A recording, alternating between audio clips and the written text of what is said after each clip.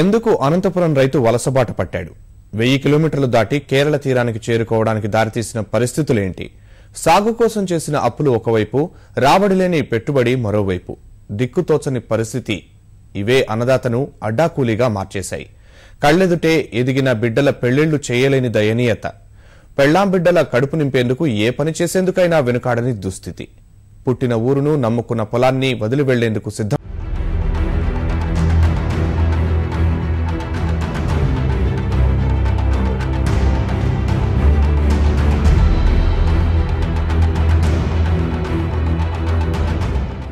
వర్షాభావ పరిస్థితులు తెలుగు రాష్ట్రాల రైతు కూలీలను రోడ్డున పడేశాయి.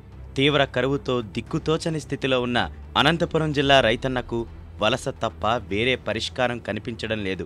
కదిరి, ధర్మవరం, నల్లమడ, తలుపుల, ఊడిచెరువు, కొత్త చెరువు, ఆమడగూరు, తనకల్లు, నల్ల చెరువు తదితర ప్రాంతాల నుంచి ఎక్కువగా పొరుగు రాష్ట్రాల పట్టణాలకు వలస వెళుతున్నారు. 2011 జనాభా లెక్కల ప్రకారం అనంతపురం జిల్లా జనాభా దాదాపు 41 లక్షలైతే అందులో దాదాపు 10% అంటే సుమారు 4 లక్షల మంది కూలీ పనుల కోసం ఏడాది కాలంగా ఇతర ప్రాంతాలకు వలస వెళ్లినట్లు గణాంకాలు చెబుతున్నాయి.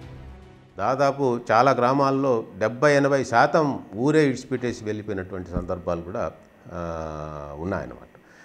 అది ఇంకా వలసలు వాళ్ళు అక్కడ పడుతున్నటువంటి పరిస్థితి, ఇబ్బందులు అవన్నీ చూస్తే చాలా కఠినమైనటువంటి పరిస్థితుల్లో వాళ్ళు ఉంటున్నారు. చాలామంది అక్కడ అడుక్కొని కూడా తింటున్నారు. పిల్లలను కూడా తీసుకుపోయి అడుక్కునే దానికి పంపించినటువంటి సందర్భాలు కూడా కొంతమంది ఉన్నాయి. కొంతమంది ఇప్పుడు పిల్లల చదువుల కోసం అని చెప్పినని దేన్నైనా తాకట్టు పెట్టి జీవనం చేసేటువంటి పరిస్థితి కూడా అక్కడ జరుగుతుందన్నమాట. అనంతపురం జిల్లాలో గత 10 ఏళ్లలో కేవలం 2 సంవత్సరాలు మాత్రమే రైతులకు పంట చేతికొచ్చింది. భూగర్భ జలాలు పాతాళానికి చేరాయి.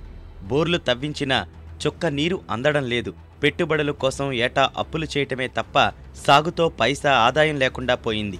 ప్రభుత్వం ప్రవేశపెట్టిన పంటల బీమా పథకాలు కూడా రైతులను పూర్తిగా ఆదుకోలేకపోయాయి. ఉపాధి హామీ పథకం ఉన్నా దాని ద్వారా ఏడాది పొడవునా పని దొరికే పరిస్థితి లేదు. వలసపోవటం తప్ప రైతుకు మరో పరిష్కారం కనిపించటం లేదు.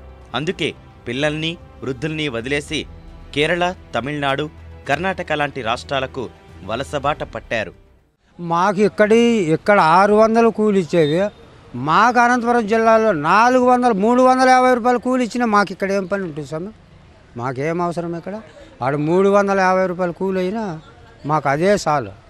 పెళ్ళాం బిడ్డల సందకాడలకి చూసుకోవచ్చు, బంధువులు చూసుకోవచ్చు, అక్కడే ఉండొచ్చు. అక్కడ లేకనే కదా ఇక్కడ వచ్చిండేది. మేము కనీసం పెళ్ళాం బిడ్డలు మగం చూసే కూడా ఎవరన్నా పోతే పలాని మంచి వచ్చినా అంటే ఈ నైట్కి ఏమన్నా ఇంటికాడికి వస్తాడేమో, ఆ అప్పు ఇవ్వాల్సిన మంచి ఇంటికాడికి వస్తాడేమో అని రాత్రి 11 గంటల ట్రైన్కి పోయి 12:30కి ఇంటికి పోయి తెల్లారుజామున 3 గంటలకే వాళ్ళకి కనపడకుండా ఇది తెచ్చినాము, ఇది ఇచ్చినాము అని చెప్పేసి కనీసం ఫోన్లో మాట్లాడదామంటే కనీసం 2000 పెట్టి ఒక చెల్లు కొనుక్కుందామన్నా కూడా ఆ 2000 ఒక రైతుకు వడ్డీ సరిపోతుంది. ఒక రైతుకు వడ్డీ ఇస్తే ఈ 80,000కు వడ్డీ సరిపోతుంది.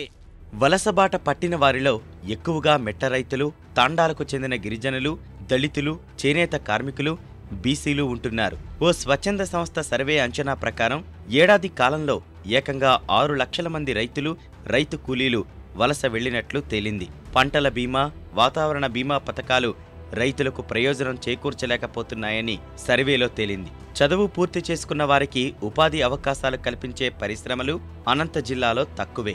అందుకే కుటుంబ పెద్దలే కాకుండా వేల మంది విద్యార్థులు సుదూర ప్రాంతాల్లో అడ్డా కూలీలుగా బతుకు వెళ్లదీస్తున్నారు. మాకు ఏదో ఒక చిన్న పని కల్పించినా కూడా మేము ఇంత దూరం వచ్చి చేయాల్సిన పని లేదు. మేము ఇక్కడ వచ్చి ఇంత కష్టపడి ఇంత చదివి కూలీ పని చేసుకొని పోయినా కూడా నెలకు మేము ఎంత పంపిస్తే 7-8 వేలు లేదంటే 10,000 అంటే ఎక్కువ. అదే 7-8 వేలు ఇంటికాడ దొరికేటైతే మేము ఇంత దూరం ఎందుకు వస్తాం? మన రాష్ట్రం వదిలి కనీసం మన వాళ్ళనందరినీ వదిలి నరకం అనుభవిస్తూ ఇక్కడ వచ్చి పని చేయాల్సిన అవసరం ఏముంటుంది? ప్రభుత్వాలు చిత్తశుద్ధితో కదిరితే అనంతపురం జిల్లా నుంచి కరువును తరిమి కొట్టవచ్చని నిపుణులు చెబుతున్నారు. రక్షిత తడుల విధానంతో పాటు శాశ్వత చర్యలపై దృష్టి సారించాలంటున్నారు. ఉపాధిని, పర్యావరణ రక్షణను మేళవించి పథకాలు రూపొందించాలని సూచిస్తున్నారు. ఉపాధి హామీ పథకాన్ని కొంచెం మార్పు చేసి మనం ఉపయోగించుకోగలిగితే అది ఒక పక్క వలసలను ఆపడంతో పాటు ఇంకొక పక్క పర్యావరణాన్ని బాగా సమృద్ధిగా పెంచడానికి అవకాశం ఇక్కడ కలుగుతుందన్నమాట.